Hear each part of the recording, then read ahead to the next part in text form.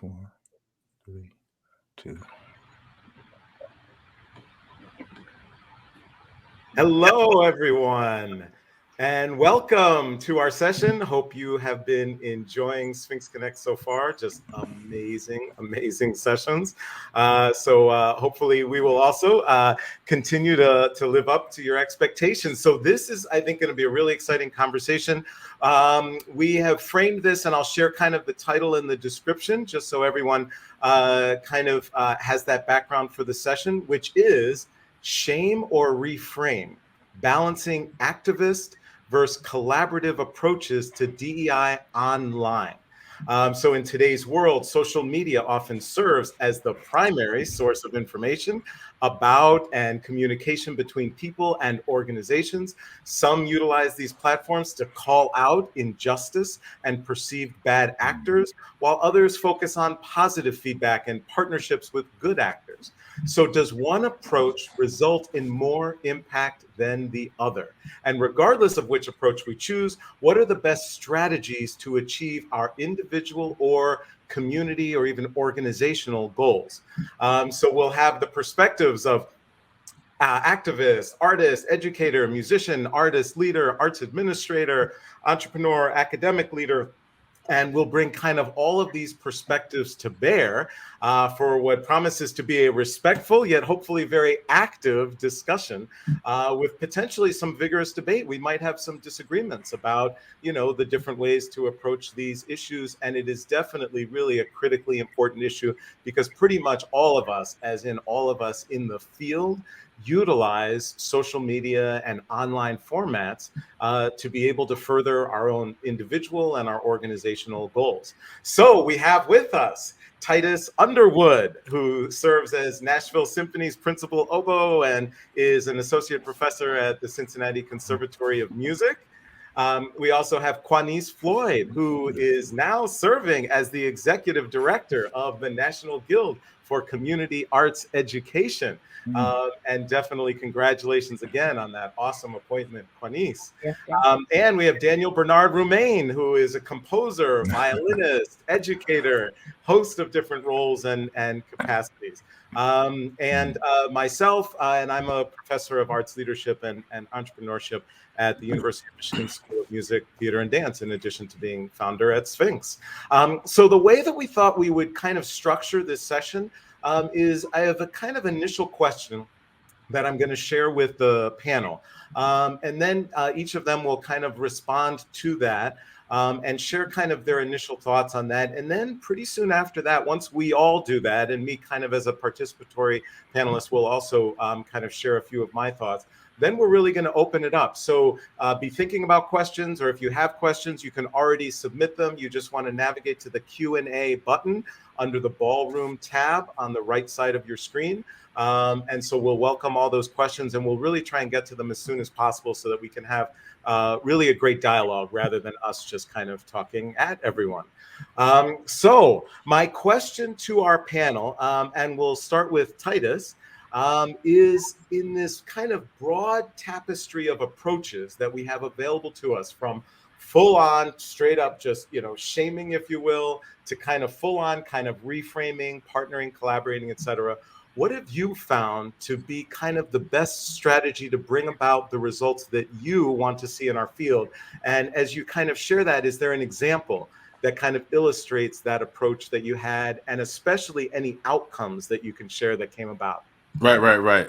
Thank you for having me here. And thank you, Aaron, for posing that question. I want to kind of frame where I'm going to go with this. The biggest thing is, in my experience, I'm going to talk about, what I may think the issues are and where can we go and what results I've seen, and how we can go even further with this. The one thing I've kind of recognized mostly, I'm an orchestral musician, also professor, but what I've seen, at least in the orchestral space, is a lot of times I haven't seen as many, or I want to be aware of, if there are more orchestral musicians being part of the process. I'm talking about even people that are in the union are part of the conversation. Sometimes a lot of these conversations tend to be, say, for instance, at Sphinx at this conference, or at other things where there's a lot of administrators that are there, and also some musicians that are there. But I'm talking about people who are picking people in the audition process. I'm talking about people who are negotiating these CBAs, right? And how is this a priority? One thing I've understood is that, especially during this pandemic that we're in, hence why we're virtual, and we're very, very detailed. And it's not me downplaying, of course, the levels of detail we do to stay safe, but I want that same level of detail that you have to a pandemic to do with the response to the protests, right? That certain type of vigor, that same type of looking at language. If we're 6 feet apart, or what type of mask are you wearing? What type of program are you doing? How are you really hiring people? How are you looking at on-ramps for things? I want that same type of energy that's there. I've seen it in some places, but I haven't seen it as strong as I would like it to see. And one thing that people tend to miss is that there is historical anchoring in this, right? I mean, in the 1960s, up until the 1960s and some in the 70s, Blacks weren't even allowed in the union. So if you really in the musicians union, so I mean, has there been some sort of apology on that side that we weren't ever a part of that? And then I've also talked about like just the founding of orchestras. If a lot of them were founded in the times of Jim Crow, like are there things that we talked about how the foundation of things have come up and said we recognize what we've done instead of just the modern thing that kind of covers us from not being the outcast group that didn't say anything. But what I have seen, at least when I've seen with the SOPA competition and things like that, orchestras hiring people, more sub positions, people getting 1 years, multiple orchestras being a part of that. Shout out to Weston Sprite as well, who helped me craft that, and Andre and Bill. So I think one thing that I do see that people are making some efforts on some points, but I think we can go further, and for things to be long term, where I see the sticking point is in the contracts changing. Like, is this just as important contractually? So that's where I want to see things absolutely go further. And they haven't necessarily gotten to the point where we can really, really maximize this and see a true change in the industry. Totally. Awesome. Wow. Just a quick follow-up to that, Titus. So I'm thinking of, right, so you mentioned, some of the history with the union or even say issues from contracts.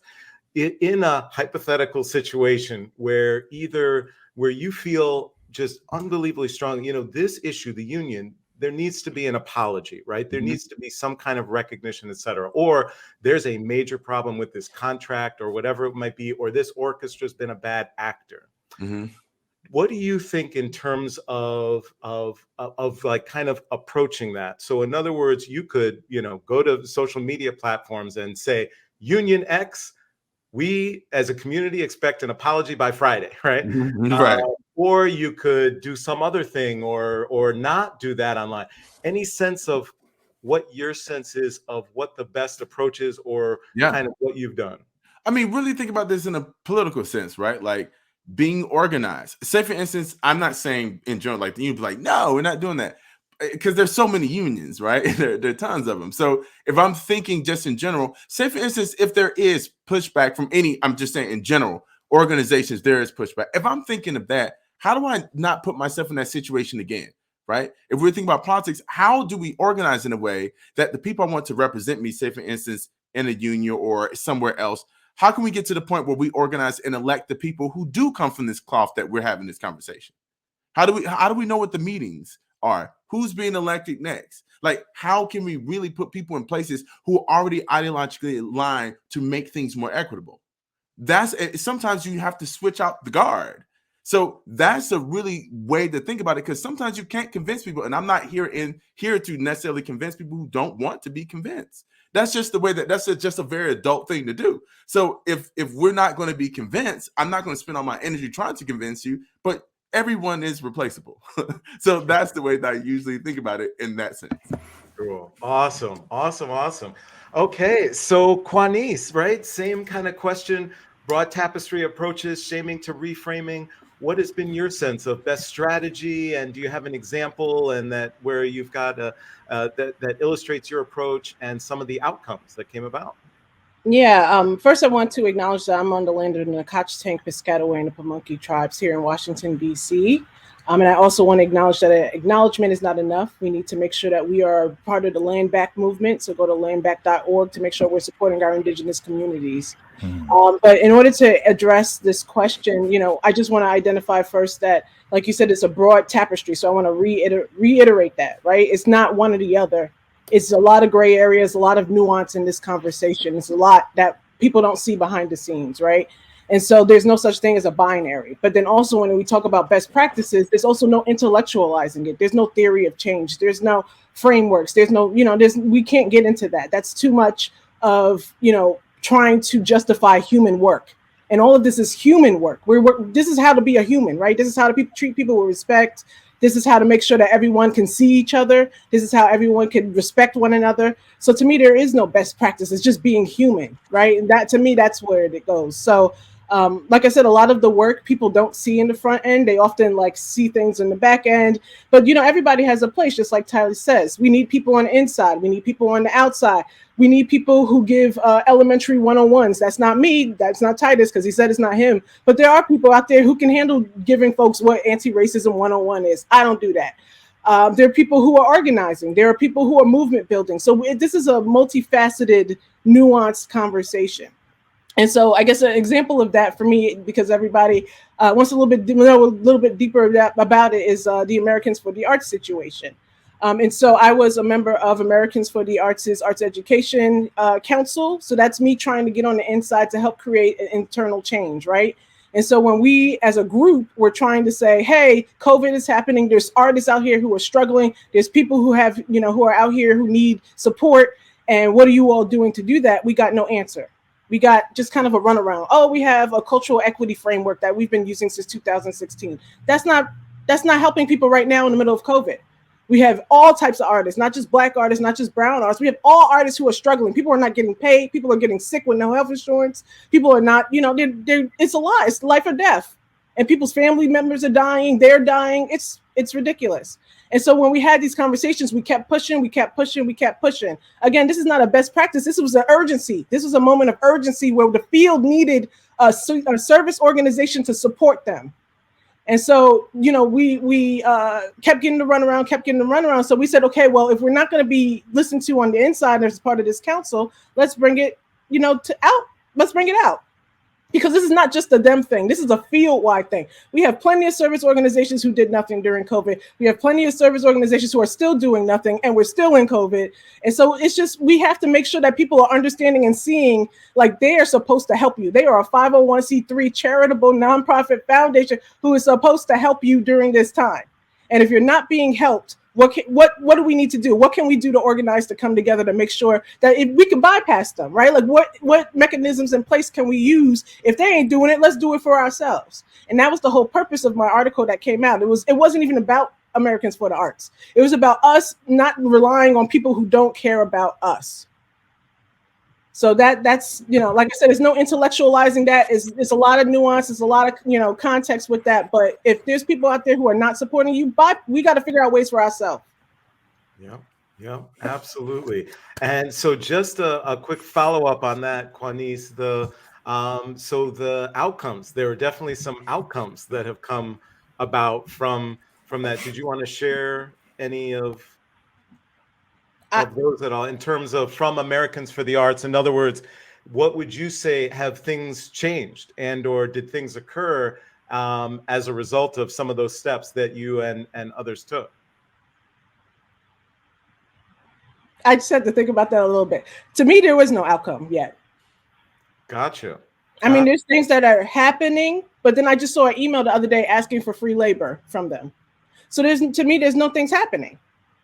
Gotcha. I mean, I'm not, and I'm also not looking for something to happen because I'm taking care of my people, right? We taking care of each other. So I don't even have time to worry about that. We got to move on. We got to keep it moving. Yeah, totally. And if there's someone out there, right? So say, because of course, as you mentioned, right, there may be many service organizations where a lot of people feel they're not either delivering, taking circumstances like COVID or other situations, DEI issues.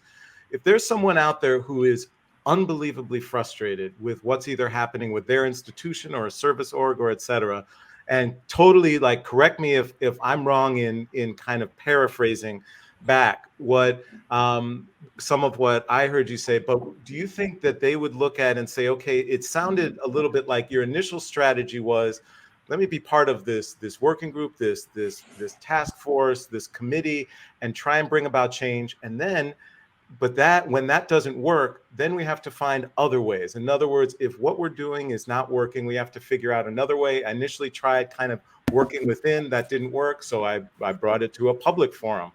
Would you suggest someone, if they're looking at a similar situation, kind of start that way, try and bring around change through internally, and if that doesn't work, go externally, or would you say it just is situation dependent? What advice would you give someone? I think it all depends on a person. If you have that capacity to want to do that, then you should do it. But again, like I said, we need people on the inside and the outside. So who can you partner with that's already internal, right? Who are there people out there who are really trying to do the work that's already in an organization, and you can partner with them to put that pressure on both sides, right? Pressure creates diamonds. So, I wouldn't necessarily say, let's go into the inside first. That's not, it has to happen from all fronts. Gotcha. Cool. Thank you. Daniel, so same question, right? Broad tapestry of approaches from the reaches of shaming to reframing. Yeah. What have you found? Best strategy, outcomes that you've seen from that? Good example you might have. Well, first, I just want to thank Quanice for all that. I mean, you got me fired up. I almost don't want to be on the panel, Aaron. I would like to listen more, talk less. And Titus, also, thank you so much. And I did want to say I'm streaming in from the land of the Wampanoag people here in Boston, Massachusetts. It's about 20 inches of snow outside. I'm bald-headed, wearing a blue shirt, and something Parker, Warby Parker glasses. Yeah.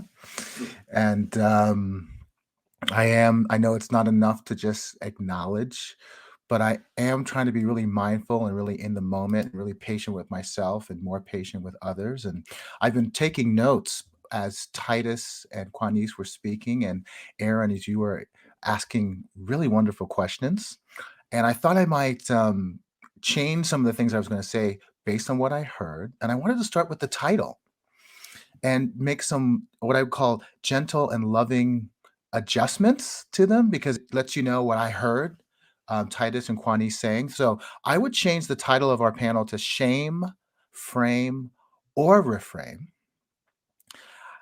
Balancing Activists and Collaborative Approaches to DE&I Online. It was balancing activists versus collaborative approaches, right? So the reason I say shame, frame, or reframe from the shame or reframe is because I think sometimes you do have to take action. Sometimes I think you have to look at what's happening, frame it. And then sometimes as a result of those two, sometimes you have to go to another place, right? Or suggest another possibility. To be more specific about this, Aaron, I think a lot about risk and reputation. Your capacity for risk and shaming anyone or anything, and how that might influence or have an effect on your reputation. And I think for BIPOC people, our reputation for so many of us is everything, right? I was talking to a very well-known dancer choreographer the other day, and this person said, it seems at any point in time we might be brandished with a scarlet letter, right? At the same time, though, I think in between risk and reputation, I know that I've been subject to it, seen it, I dream about it. I've been subject to it. I've been subject to harm, real harm, emotional harm. I think every BIPOC musician, artist has a story, minor, major, of being harmed by someone else, by a system or an institution, based on their color or their gender or how they identify. It's a real thing, and it's ongoing. I know that I've seen it, I've seen harm. And in some cases, based on my thinking about risk, I haven't been able, or I felt like I couldn't do anything because it would affect my reputation. By the way, I'm being honest with you, Aaron, and with our audience, because I feel like in the comments, I know who's here, family, right? But I've seen it. And as I've gotten older, I think I'm a better ally. And I'm certainly more aware of it, because sometimes, like a pandemic, it presents asymptomatically. Sometimes harm isn't obvious. Sometimes it takes time for it to present fully, full on, right? But the thing is, I'm always dreaming about it. I'm dreaming about change. I can see it. I can see the change that I would love our field to encompass. Here's a quick one. If we can have a Black woman on our Supreme Court, we can have a Black woman leading the New York Philharmonic, right? There it is. There it is. What I'm doing in this moment is I'm thinking about how do we change our own thinking and our capacity? What language, what words, which institutions do we point to where we say, imagine what would happen to our field if a Black woman was leading the New York Philharmonic?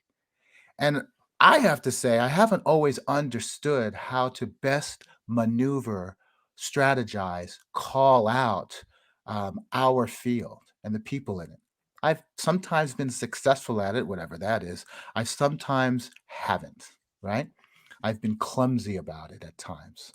But as I've gotten older, I've started really thinking about something else that we were talking about in this panel. I thought I would think about something I call the 5 A's of acknowledgement, acceptance, apologize, action, and accountability.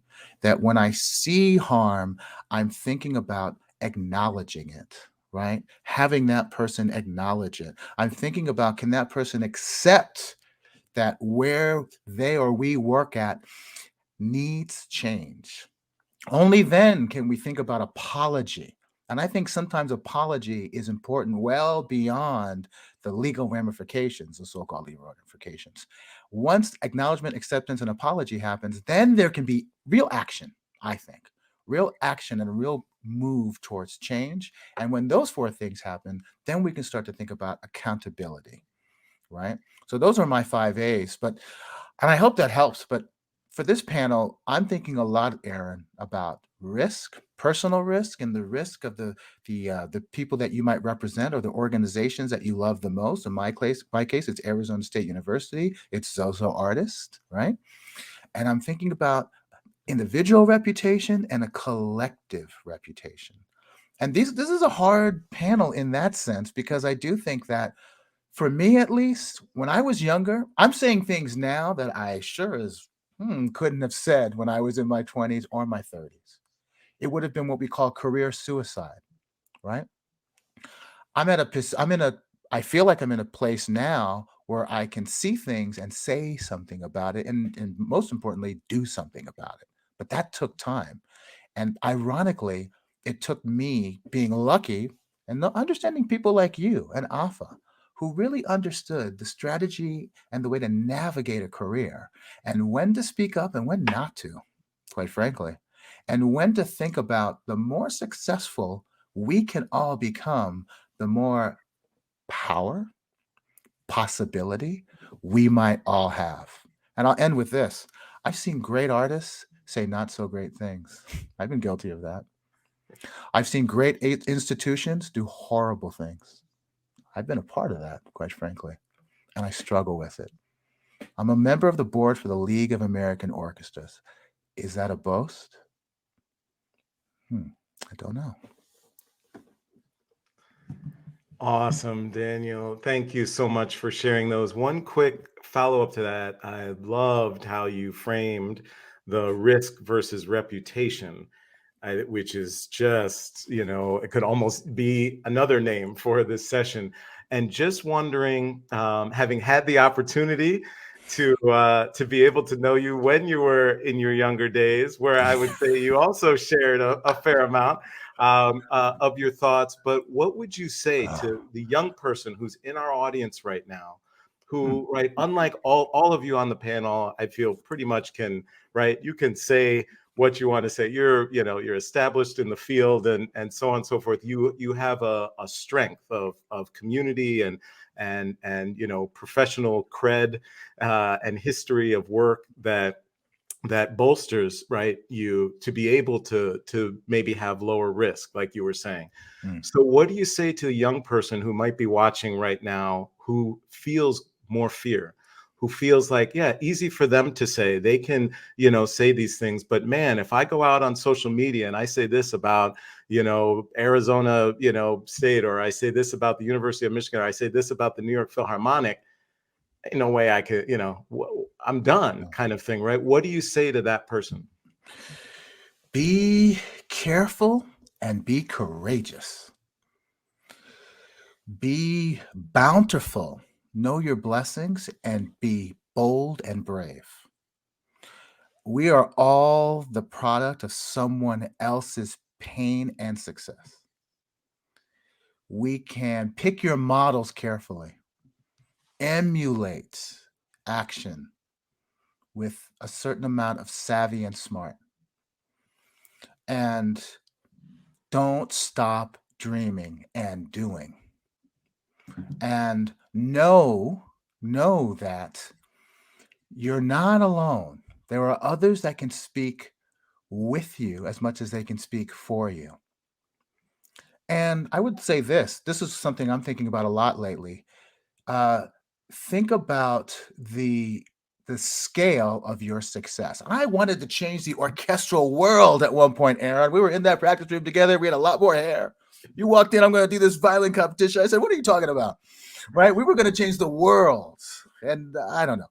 But I think right now I'm wanting to change the world that's before me. I want to change my world. I care about the Boston Symphony right down the street as much as I care about my neighbor who I can hear the young man practicing trombone, you know, all the time. Do I want to knock on the door and say, hey, maybe try this or that? You know, I think if you can think about what is the scale of your success, you know, we sometimes lose track of the one person thing. If you can really have an impact on one person, it's never one person.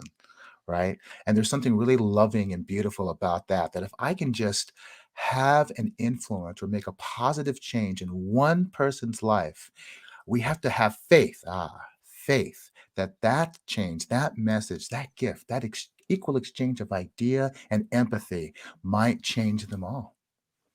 Awesome. Awesome. Well, and also just first of all, thanks to all three of you for sharing your feedback on that opening question. I see we've already got tons of questions coming in, so I'll try and be brief too with my thoughts on that. But also one thing that I think you shared, Daniel, that is so true, I think, for all three of you, which is that courage piece and encouraging people to have courage. I know for a fact that all three of you at multiple times have just demonstrated and acted with extraordinary courage. One of the things I always love about what they say about courage isn't the absence of fear, it's the action you take in the face of fear. And so I think, unfortunately, a lot of these fears that all of us may feel in different circumstances, the fears won't evaporate, but how can we approach them or take actions in ways in the face of them? So awesome. So some of my thoughts as I was thinking about this question, and I really agree with so much of what all of you shared, and especially Quanice, I think you kind of mentioned it first, but just of this, that, you know, it's not all one way or the other, and you've got to look at different approaches, different times, et cetera, based on what's happening, internal, external, all these types of things. And I completely agree. And I think one of the things that I was going to share was that probably the bulk of the approach that I've had, especially in my former role at Sphinx, so which ended 6 years ago. But up until that 6 years ago, there definitely was a focus for me on kind of partnership, collaboration, those types of things.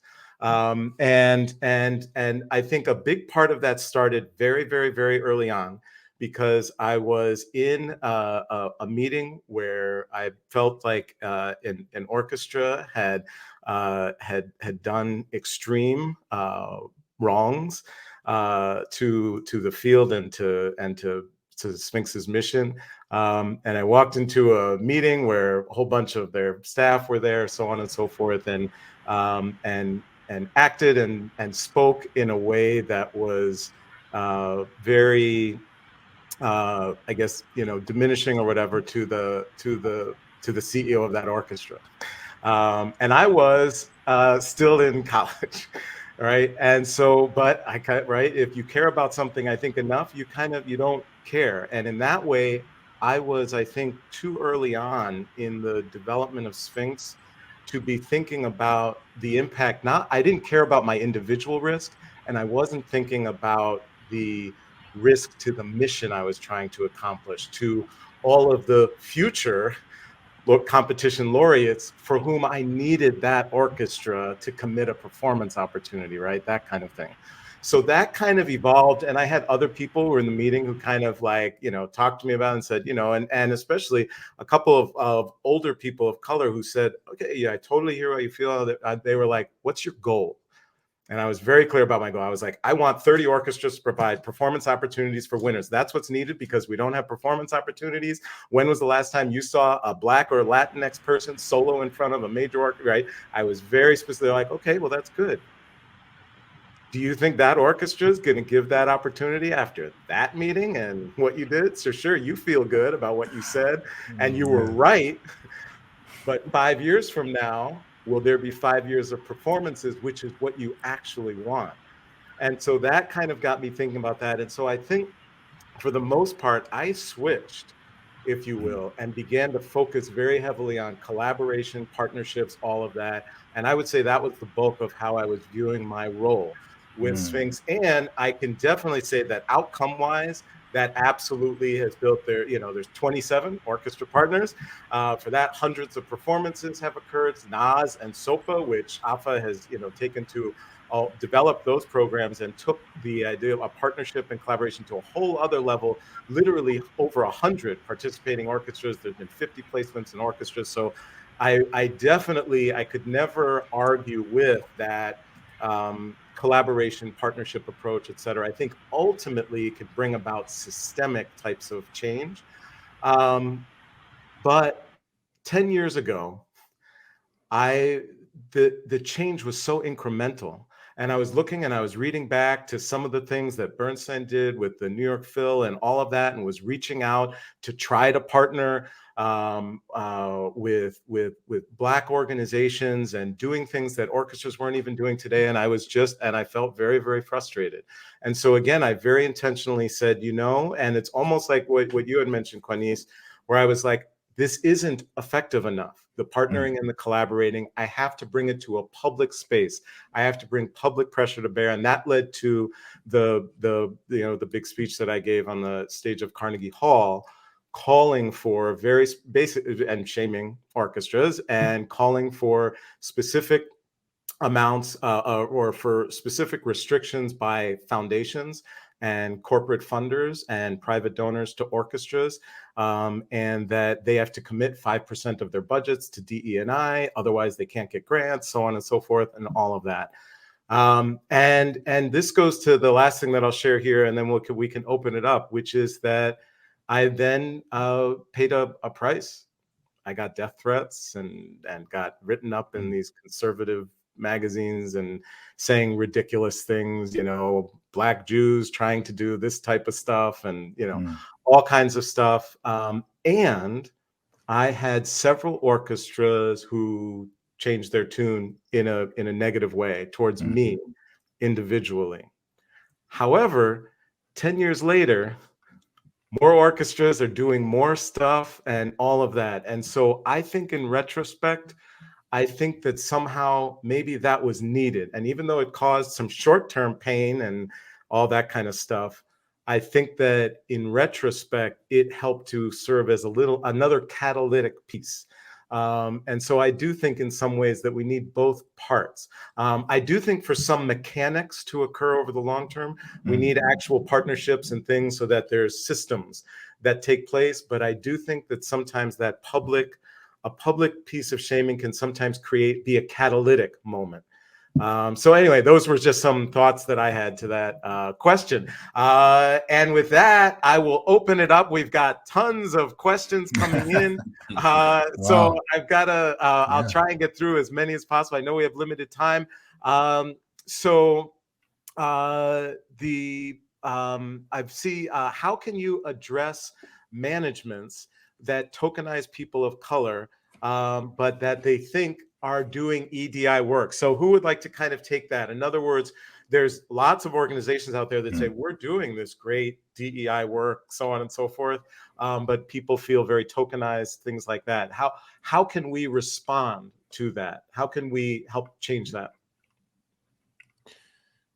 I guess I can jump in there. I mean, it's very. I mean, what's really interesting about tokenism is that sometimes the person who's being tokenized isn't volunteering to be tokenized.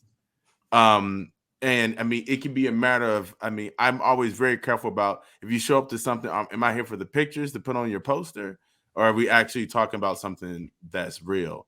And the thing about it is, it's not just the management; it's the whole thing. I think people need to really think about the whole institution. That's why I said very candidly before about unions, musicians, and management boards, like all of it. It's all. I mean, there isn't one boogeyman.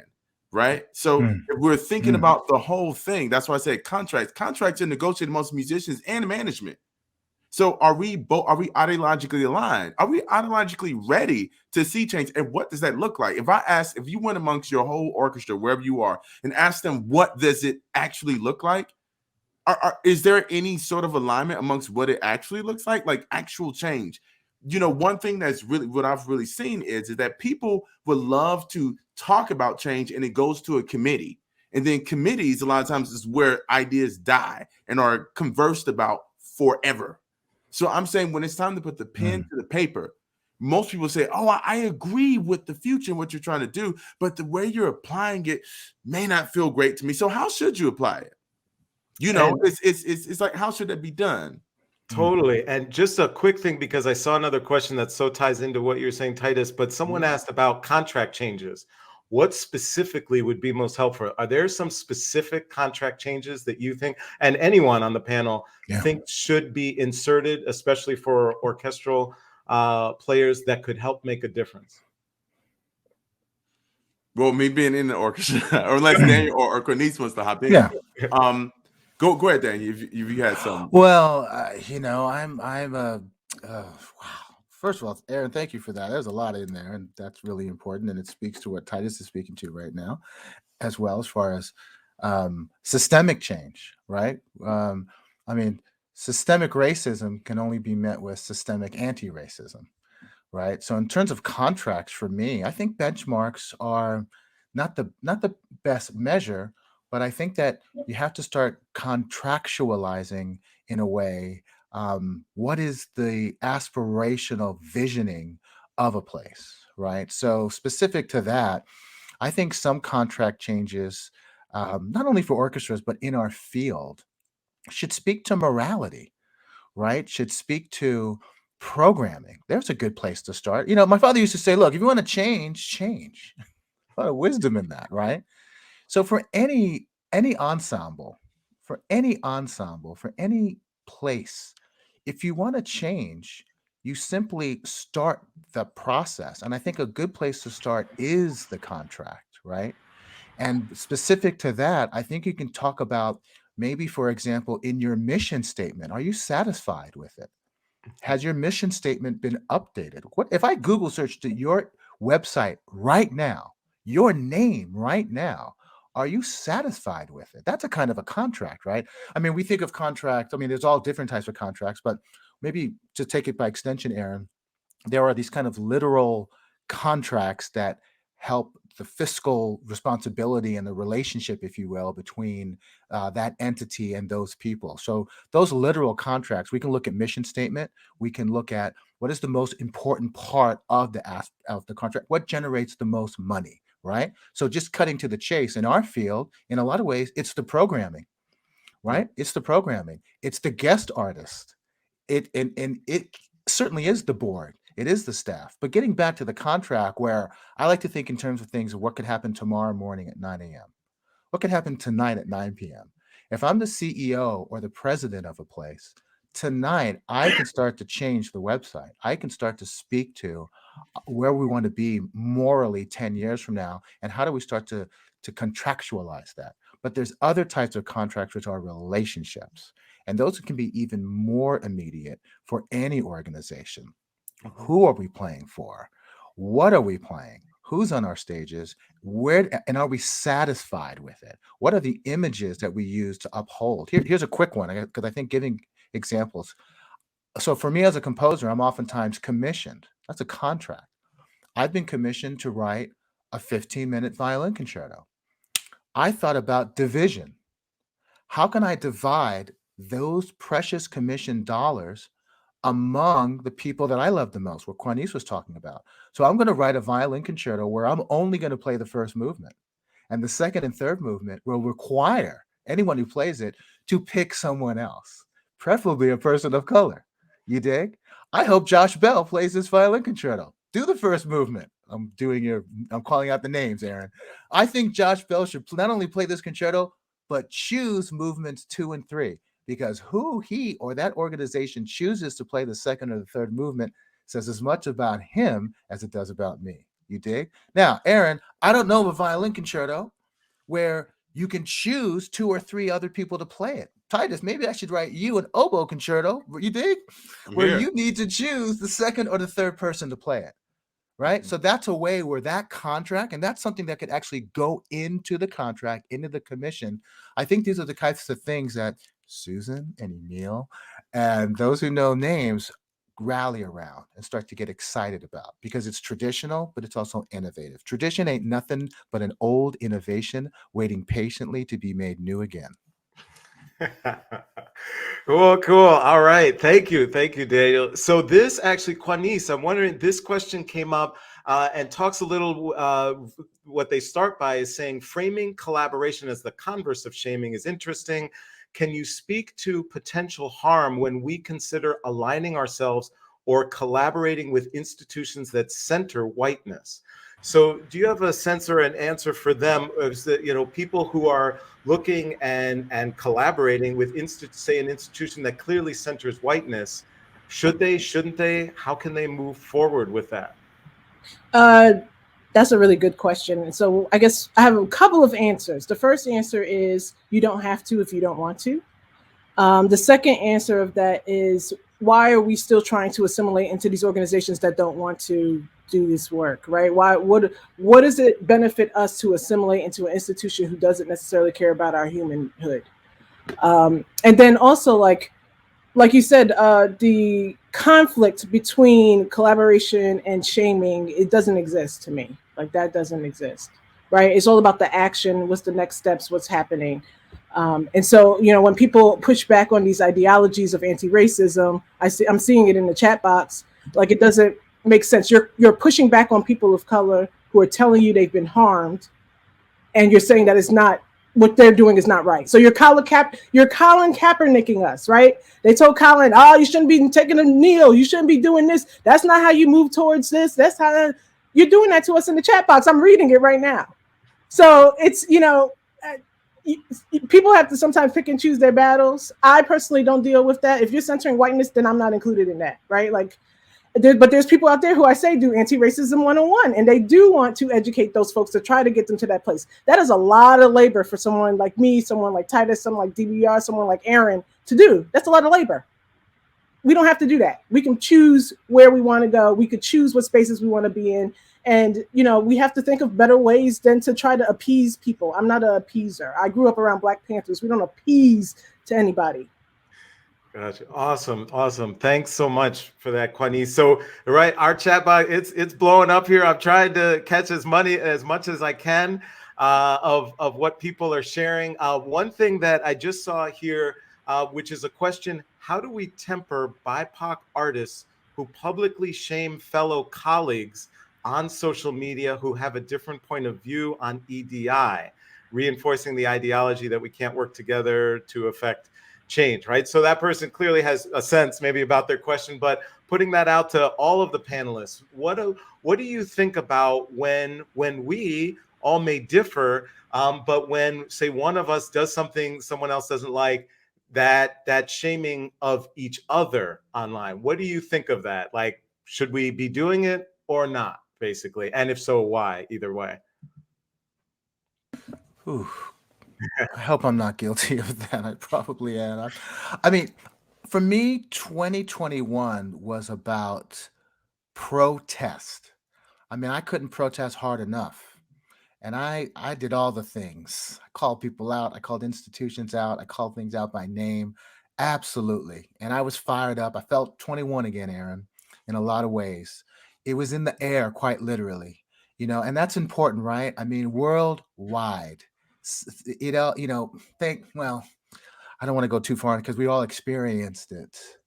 But to see my son, who is biracial, fearlessly out there on the ground, 9 minutes, hands behind his back with his friends, embodying the suffering, the lynching, the murder of Brother Floyd. That I don't want to get teary-eyed, but I think for me, 2022 is about proclamation. I am proclaiming the people that I love, the people that I need, the change I want to see. There's a difference. A proclamation to me is a kind of like a declaration. It's a kind of moral, what they call radical grace. And I'm really hoping that in our lifetime, Quanice, Titus, Aaron, we can get to a place of shared radical morality. We don't share morality right now. Everybody in this panel, in an instant, could be gone because of the way we look. And I want to be mindful of Quanice in this panel, by the way. I want to be mindful because I think part of my approach to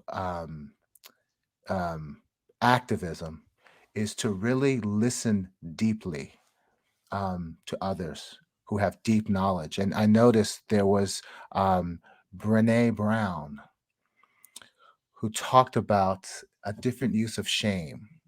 And what we really need to do, quote, what we really need to go for is holding people accountable. That shame isn't actually valuable. What we really need to go for is holding people accountable. And I want to hold myself accountable.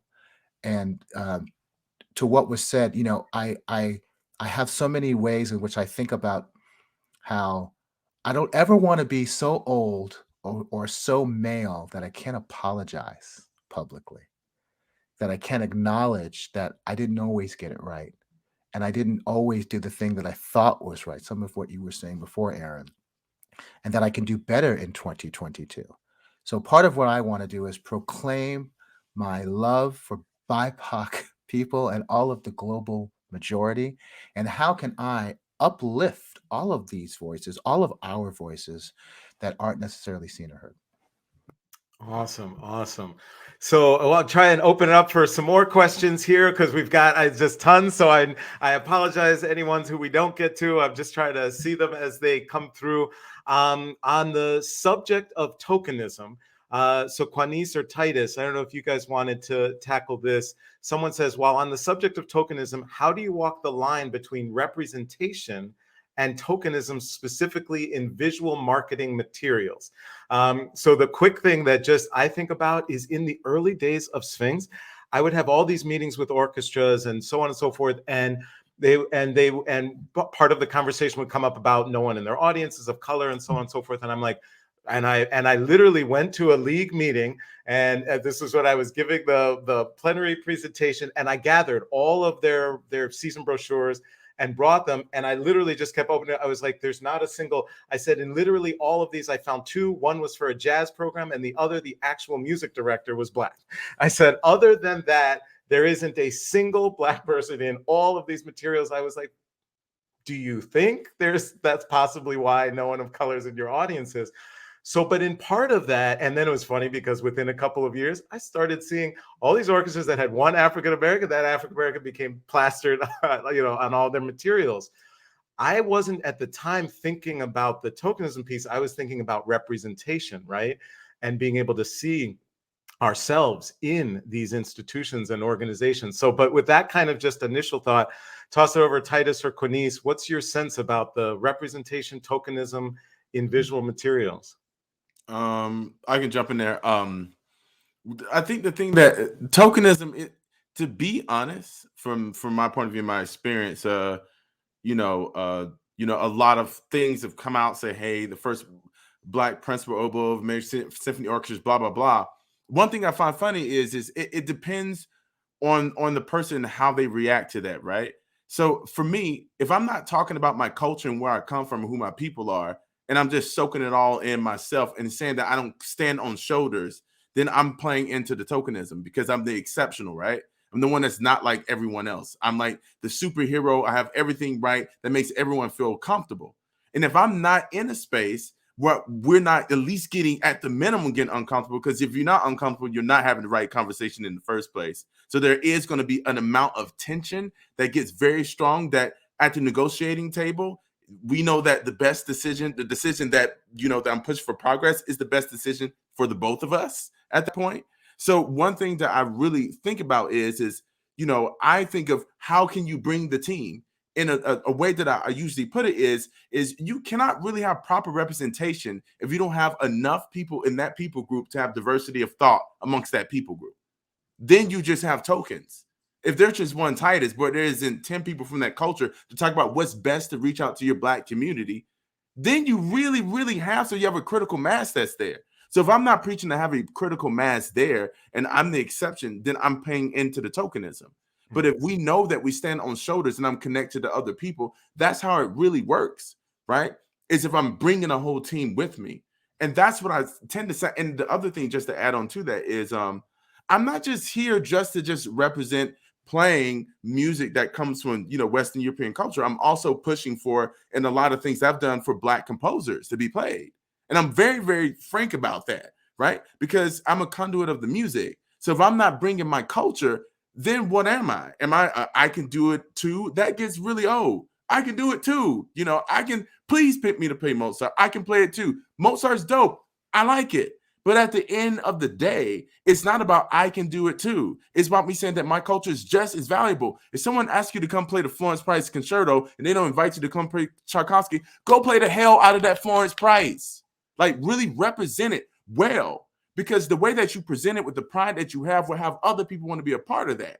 So when I'm in a space, I'm saying, not just being me here saying, oh, he's made it to play this and the other. How do I bring my culture, thought, all this stuff? Because last time I checked, my lineage goes many generations in this story in America, especially when a Black American that's here, that's descendant slave of this country. So when I'm really thinking about that, my lineage and what I stand on in an American orchestra, we think about American orchestras, that through line must come through Black culture. So that's how I think of it. Awesome. Awesome. So here we're beginning to run a little short on time. Another question came in. Quanice, I'm wondering what your thoughts might be. They say, how do we deal with whiteness that interpret their white discomfort as being shamed? How do we push back against their fragility, that their instinct is to point fingers at BIPOC as the angry, mean bully? So I would kind of take that just to a little bit farther, and I'm really curious is, how would you suggest we deal with when we know we've got to deal with or interact with a particular institution and that they view us as the angry BIPOC bully or whatever? How can we address that? How can we communicate with them in such a way so that they will hopefully change that viewpoint? Okay, context and nuance is everything again, right? You know, as I'm sitting here, I'm sure there's somebody in the audience saying, that's an angry Black woman right there. And, you know, I don't care, right? I'm passionate about this work. Again, this is human work. This is work about the people. That labeling stuff, that's just a distraction. You know, you're distracted. They're trying to distract you from letting them do what they're supposed to be doing. And so, you know, one thing that was coming across my mind is the fact that, you know, I feel like there is a tiptoeing around this work because people don't want to get called out, right? They don't want to be embarrassed.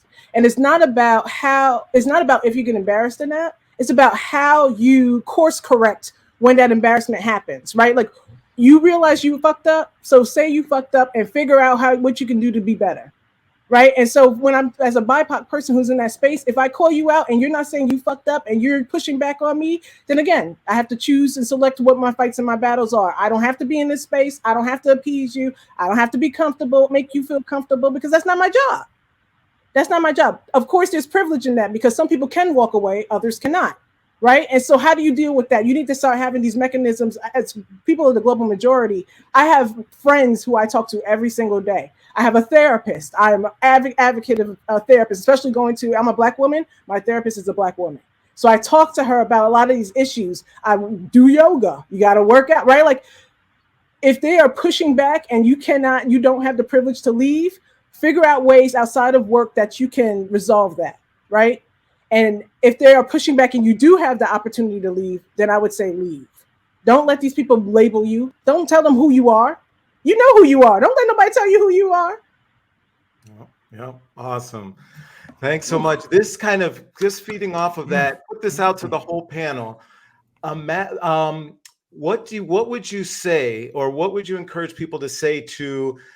There's an orchestra, and this has happened in the past. The orchestra does unfortunately, a Black event for MLK Day or Black History Month, etc. So our orchestra has done we're doing a concert where we're celebrating Blackness, but they end up using the music of mostly white composers, right?